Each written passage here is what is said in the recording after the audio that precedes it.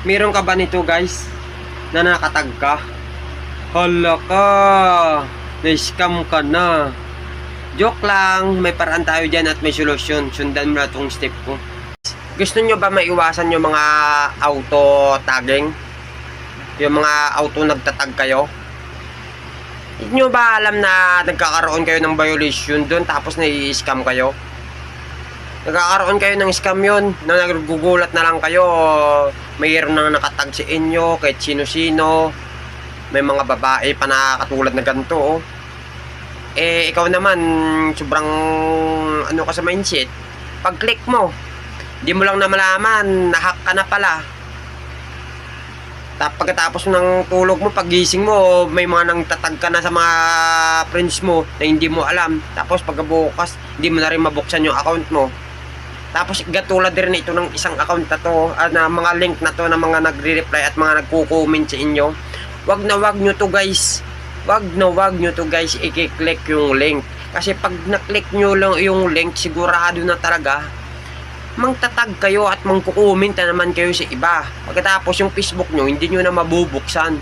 Kasi nahack na guys.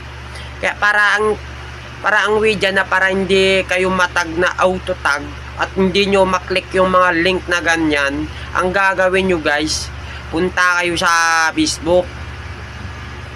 Punta kayo di guys sa tatlong tuldok na to. Ay hindi pala dito guys, hindi pala dito. Dito guys, punta kayo sa may profile nyo. Tapos pindutin nyo tong tatlong settings na yan. Yung settings na yan. Tapos guys, dito sa profile and tagging. Tapos guys, itong sa baba na to guys, yung i-on nyo ito guys. Yung review post that you're tagging before the post after your profile. Dapat, kung itatag ka nila, kailangan mo pa ng yung permission. Ito, i-on mo rin to guys para hindi sila makatag ng direct sa'yo. Kasi pag nagtag sa'yo ng direct sa'yo, makikita mo agad yan sa notification mo kung itatag ka nila, kung papayag ka o hindi. Kasi lalabas yan sa Facebook mo, sa may notification mo, ganyan. Kung papayag ka. Kaya guys, ganun lang kadali. O-on mo yan yung reviewing, saka review post that you're tag in before the post after your on your profiles. Diba? Hindi ka na makapag-tag kahit sino pa sa yung account sa'yo. Kasi nakalagyan na on mo na.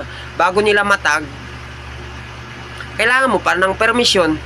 Yun lang guys, like and share. And marami pa tayo matutulungan. Maraming salamat guys.